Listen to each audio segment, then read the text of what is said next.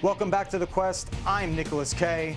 And on this week's episode, we present to you two giant matches, one in the blue pod and one in the red pod. Now, if you have been keeping up to date on all of the Quest social media platforms, you'll be aware that unfortunately, Matt Macintosh is unable to continue to compete in the Quest. Out with injury, but an opportunity arises for a potential replacement. All active competitors have agreed to allow Marcus Mathers to replace Matt Macintosh in the Quest. So with that being said, I throw it to commentary team Arcadia and Wade Kruger for our first matchup between Marcus Mathers and Drake Chambers. Wade Kruger, as always, joined here by Arcadia. We're back for another first-round matchup in the Quest Blue Pod, live from the H2O Wrestling Center. Special shout-out to them and Sean Henderson Presents, who this show was part of.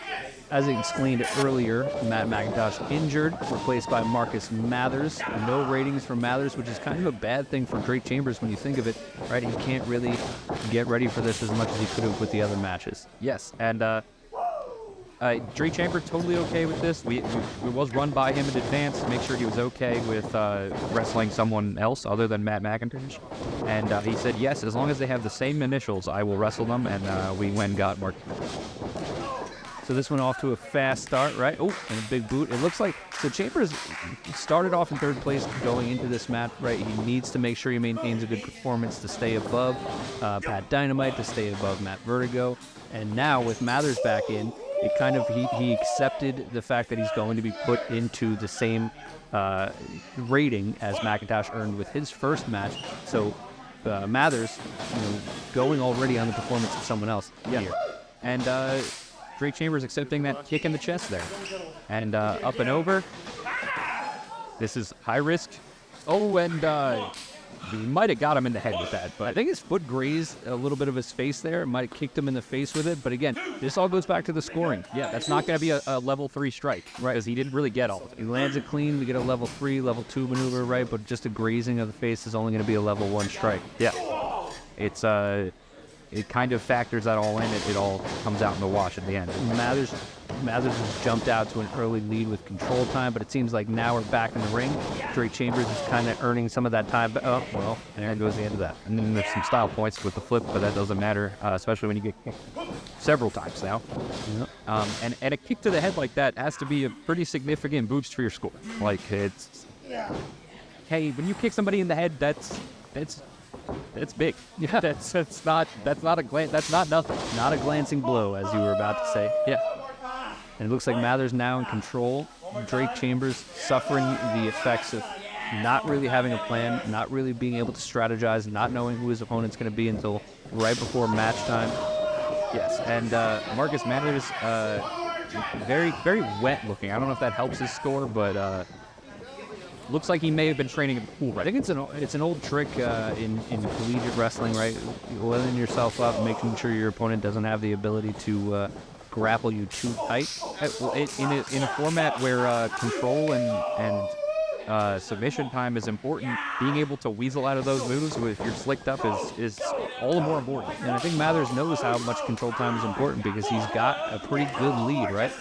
And I think Drake Chambers right now trying to score as many points as he can with these strikes, flurry of strikes, staying on him.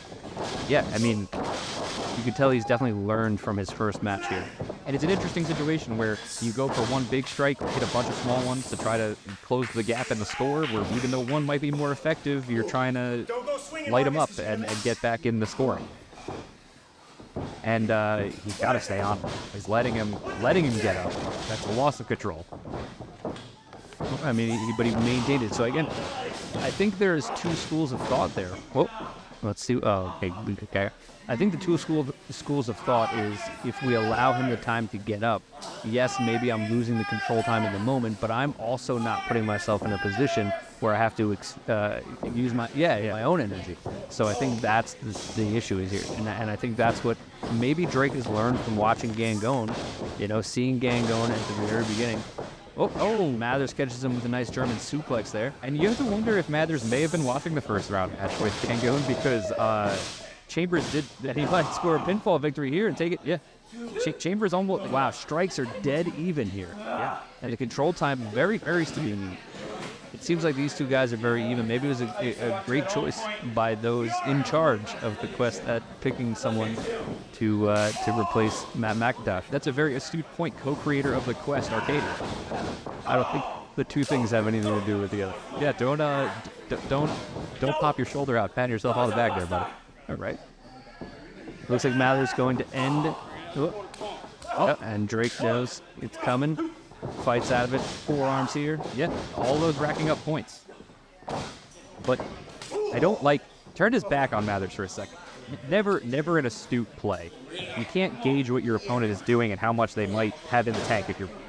I think what I'm seeing from Mathers is a little bit different from other people is when he does go for those high-risk maneuvers, he's moving fast, right? And he knows the value not only of control time, but of giving the other person the opportunity of getting back into the match here. Absolutely. Chambers so quick with those strikes on those feet. Oh, and Chambers' position, this is how he beat Gangone. Yep. Oh, he nails it. Absolutely. Could this be this quick? And wow. That's impressive. That could be not his fault because he was a late replacement. That could be a one and done for Mathers. Wow. And I think maybe I don't know if it's the time of the match or the fact that it was so even, right? And remember, he's starting from behind here. He's taking on the stats of Matt Macintosh, who didn't have a great showing, who did not have a great showing. He was already in last place. So this might put Mathers in a tough position, and we'll see how it goes from here when the stats pop up. But is it enough to get Mathers just over the fourth place person right now? Pat Dynamite. Chambers also in an interesting position because he's won both matches, but he didn't really dominate either of them. Right, so let's take a look. Here's Chambers. No little strike. Yeah. Throws those little strikes constantly throwing little shots. In only 2 minutes, the match was only 6 minutes, so that is not that much. Yep, Mathers had a little bit more control time, less strikes, so I think hits him good level too. Like, that's a pretty high, I think anything over 5 feels like a pretty solid number in those categories, so we'll see how it comes out in the wash. Yeah, we'll watch the standings, see where it goes, and throw it back to the studio. That's it for the Blue Pod this week. Now let's take it to a matchup in the Red Pod. We have a match between Matt Vertigo and Pat Dynamite. On commentary, Arcadia and Wade Kruger. We're back here in Bayville, New Jersey for another first-round matchup. We've got somebody we haven't seen before here, Matt Vertigo, making his debut in the Quest, and Pat Dynamite, he's already wrestled once. Going to need a better showing here if he's going to hope to move on to round 2 because Azrael kind of dominated him last. And here are the stats right now. The Quest rating for Pat Dynamite at 36.1. Everything for Vertigo preseason. Obviously, we talked about it being his first match. Right now, Pat Dynamite's sitting in 4th place, so it could go one of 2 ways here. The one way that he would hope is that he performs well against Matt Vertigo, puts him in a position that he doesn't really have to worry about what happens between Vertigo and Azrael. But if there is some sort of performance here where it's kind of in between, then he's going to need Azrael pretty much to do the dirty work for him. Pretty interesting matchup here because you saw the preseason stats from Vertigo, and obviously that's all out the window now, but lower than what Dynamite has done so far. Dynamite, not really a great showing, had like a 36 rating in his first match. That's below the Barry Horowitz line. That's not really where you want to be. The Horowitz line is definitely not somewhere that you want to be under. It's definitely something that you want to be above when it comes to performance in Quest. And for anyone guessing, it's if you have a performance under 40, where I'm taking it on myself to refer to it as the Horowitz line. Correct, and we did have another performance underneath the Horowitz line last week with Matt Macintosh. It kind of puts Gangone in a perfect spot. He's definitely in second. No chance of kind of jumping. Oh, that was a big boot from Matt Vertigo. Everything Matt Vertigo does is big. The one thing that might hurt him in this match is he's already a little close to the ceiling, being 6'6". And you can tell that Vertigo has watched the matches before because he's not letting Pat Dynamite get away from him. He's not going to let him take the time and make it more neutral time. He wants to stay on top. He wants to stay in control. Yeah. He knows what this match means for him. Dynamite trying to utilize... Yeah, chair Azrael did to him. Yeah, this is, how does a chair factor into the points here, Arcadia? Well, the chair, again, depending on the strength of the strike, is going to be level 2, level 3 in that area. But, that's something that is going to be reviewed by our scorer. As we go early on, it's pretty standard, even. Yeah, Vertigo only 2 strikes really in the early going here. So are there actually are there strike levels to a chair? Like if you like Van Terminator somebody, that's like a level 3. But if you just do like a, so again, we do have official scores that we've trained on how to score these matches. I've only kind of introduced the idea, and then you kind of allowed people who are kind of third party, not really involved with wrestling or wrestlers, to kind of gauge that kind of stuff, because we don't want me to be influenced by the item side. Oh, and here's Dynamite with a huge move on the outside. Yes, and the extra impact of that chair, like Vertigo had nowhere to go. He's pinned in that chair as he took that. I'm sure the scorers are going to see it that way as well. Like I assume so. It's like boxing judges. You have independent people. They give their scores. Yeah. Right, like I know the guys in the ring. Yeah, I've wrestled most of them, you know, so I don't want me being the scorer to have any sort of influence. By the way, big mistake. You get that huge maneuver, and he is just letting. And I think that's the youth, you know. I think it's a lack of experience, you know, or maybe you've wrestled one way your entire career, and now you're being asked to do something maybe that's not usually your plan, or maybe he's learned from a mistake made by Anthony Gangovan, where, you know, you put too much pressure on yourself to control the entire match, and then you end up losing to a guy like Great Chambers, who, you know, didn't control as much of the match as you did. Yes. So maybe allowing yourself the time, allowing that neutral time to let Vertigo get back in the ring and then maintain control once he gets back. Yeah. Or maybe he just plays too many video games. If he's in the ring, you know, working up that taunt meter, trying to get a special. Well, and it seems to be working for Bad Dynamite right now with almost 2 minutes of control time, strikes 10 more than Vertigo, and he's continuing with those kicks. Vertigo that entire time was taking the time to actually have to recover, and here we go. I guess he's recovered. Yeah, and he looks pretty angry about it, and Dynamite was just taking a breather. So I guess now the strategy is, once you know you're behind, right, is to try to hit as many big moves as you can, yeah, with the hope that they are going to connect. But that's the high risk, high reward nature of wrestling. And there we go, high risk move right there, high reward. Vertigo back in control. Yeah. Staying on him, weak pin. Don't like that. Gonna call him out for it, because, you know, if you're trying to win the match, and it's this early in the match, you gotta...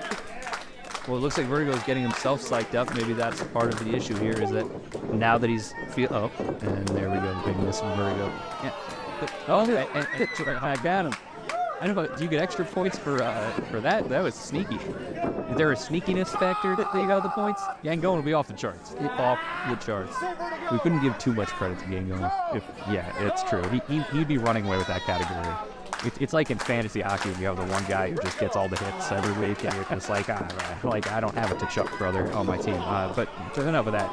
Matt's using his size advantage. He's taking control right now. And I think that's what he needs to do. You know, to put himself in a spot to win this match, he's definitely going to have to maintain most of the control for the end of this match.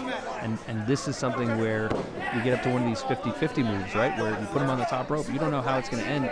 This isn't something that is guaranteed points. I think you should focus on guaranteed points at this point, especially early on. Later, maybe when you're fight from behind, you got to go for the gusto, so to speak. But here, it is a risk to it, and they're pretty close. You know, Vertigo's only 5 strikes behind, only 14 seconds behind when it comes to the control time, so they're relatively close. I don't know why these high risk maneuvers are things that they feel like they need to. And this is exactly what we thought. Turnabout's fair play. He takes a trip right back. I've actually been on the receiving end of that kick before. It does not feel good. It feels like when you need that extra few minutes to sleep, and the snooze, you hit the snooze, and then it goes off, and it feels like it's been like 2 minutes, and you kicked right back. I believe we call that CTE. That makes sense. You lose time for a little bit. All right, well, here's Dynamite. Yeah, I thought it was called Daylight Saving. But had Dynamite taken it to going up for another one of those, it looks like Vertigo had it scouted. I don't think Vertigo is the type of person to call for the same move twice. No, he's fool. Vertigo now trying to get those points back with double knees to the gut, and just very innovative, or to just toss. Ooh, very innovative. Let's see if he gets it in here. Now, do you get any sort of bonus points when you string maneuvers together like that? Does that maybe bump them a grade, almost like a streak? Yeah, we haven't really looked into it as much as that. I think the control time plays a little bit of that, yeah, because you're already in control, so you're gaining the time for control. There's a big spine buster from Vertigo. It was just, I just wondered that it was, that's going to do it. Yeah, that's, I mean, that shows when you string big, maybe level 2, level 3 moves together there, and you hit it, like, that could take your opponent right out. So now here's what I don't know, if Vertigo did enough in that flurry at the end. Like, yeah, the match ended, but maybe the strategy here for Pat Dynamite is, all right, listen, I'm already ahead. I think this pin here, Vertigo might have won too early to get enough points. Yeah, well, I mean, we're going to see in a few seconds what the closing stats were. And a show of respect from Pat Dynamite, definitely not greasy or scummy like Anthony Gangone. He's going to get you. So, he's got to find you. All right, so once the stats pop up here, we'll be able to tell. Vertigo celebrating with the crowd after his Quest debut is successful.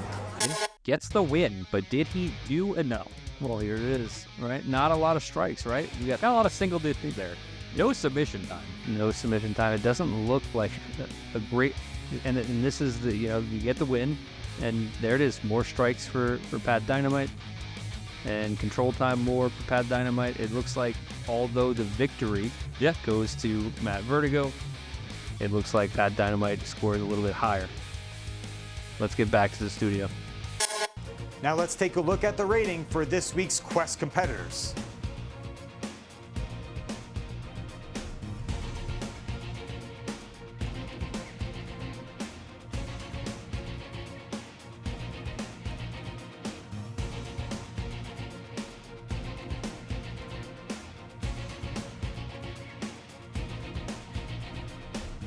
With 4 competitors completing the round-robin phase of this tournament, all eyes now turn to next week, where anything and everything can happen.